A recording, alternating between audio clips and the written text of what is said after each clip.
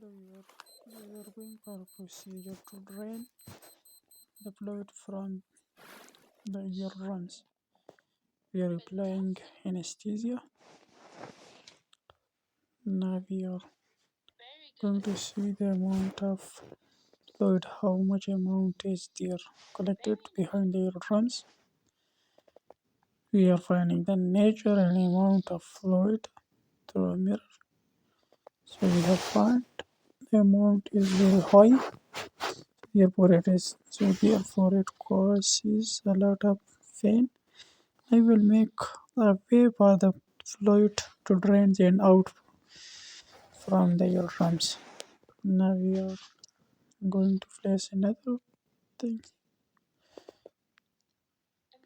We have taken a sample of it. Now we are going to drain it out.